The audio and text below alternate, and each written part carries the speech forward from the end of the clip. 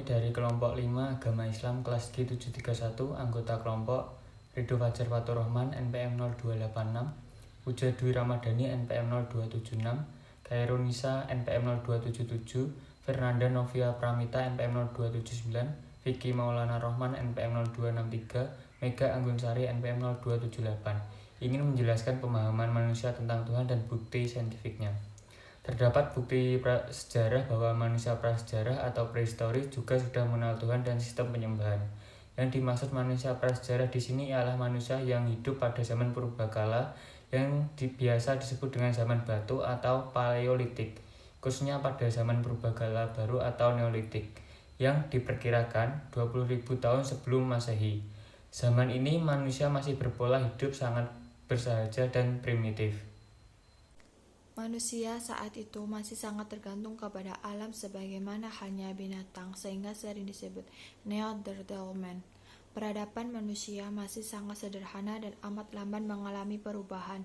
Peradaban mereka oleh kalangan antropolog sering diistilahkan dengan cradle of civilization, yaitu peradaban yang masih dalam ayunan, seperti pengalaman hidup seorang bayi yang baru lahir. Hidupnya dihabiskan dalam ayunan. Manusia pada zaman ini masih sangat menyerupai perilaku binatang di dalam menjalani kehidupannya, meskipun bentuknya sudah mirip manusia.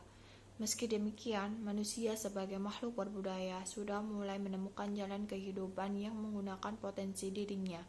Lambat laun, manusia sudah mulai menyadari kalau ada kekuatan di luar dirinya. Pada saat itulah manusia mulai mencari dan mengidentifikasi central power itu, kemudian berusaha melakukan pendekatan agar hidup mereka tenang dan terhindar dari mara bahaya. Meskipun masih dalam kategori less civilized, manusia sudah mulai menjalin hubungan dengan apa yang disebut sebagai sumber atau pusat kekuasaan yang bersifat mistis. Mungkin dari sudut manusia tidak pernah terpisah dari keyakinan mistis, maka manusia sering disebut sebagai Zun religion. Manusia sebagai makhluk sejati diungkapkan di dalam Al-Quran, maka hadapkanlah wajahmu dengan lurus kepada agama Allah. Tetaplah atas fitrah Allah yang menciptakan manusia menurut fitrah itu. Tidak ada perubahan pada fitrah Allah. Itulah agama yang lurus. Tetapi kebanyakan manusia tidak mengetahui. Quran Surat Al-Rum ayat 30 surat ke-30. Ayat ini cukup jelas sekaligus membuktikan bahwa kecenderungan manusia selalu terpaut dengan Tuhannya.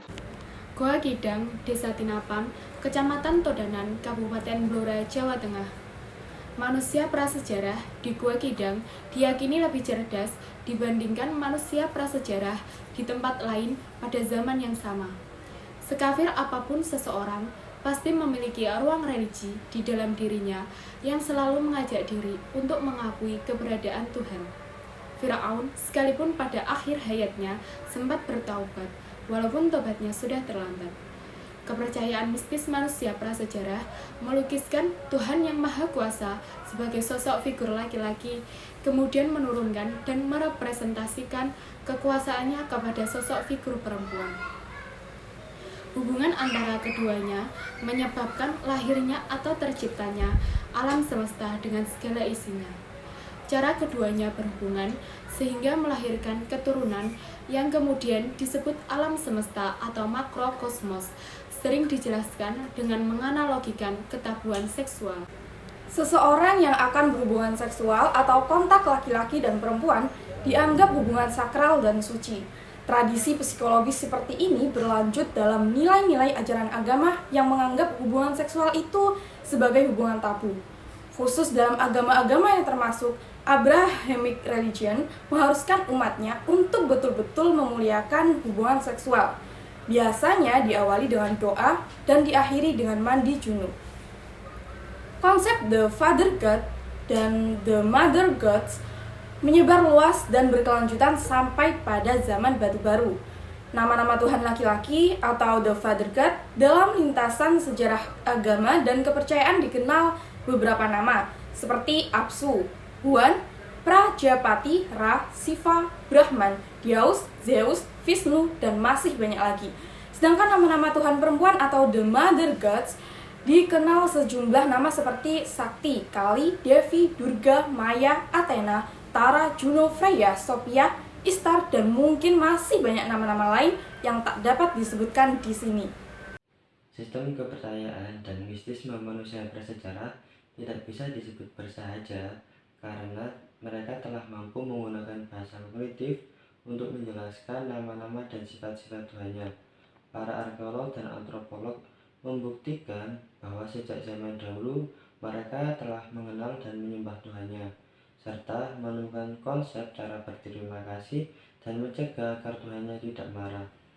Upacara ritual keagamaan yang menghadirkan simbol Tuhan yang dilukiskan oleh patung dan totem-totem membuktikan keterikatan antara manusia prasejarah dengan Tuhannya pada zaman dahulu kala.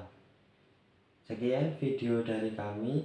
Saya, Vicky Maulana Rohman, selaku perwakilan dari kelompok 5, mengucapkan terima kasih. Akhir kata, wassalamualaikum warahmatullahi wabarakatuh.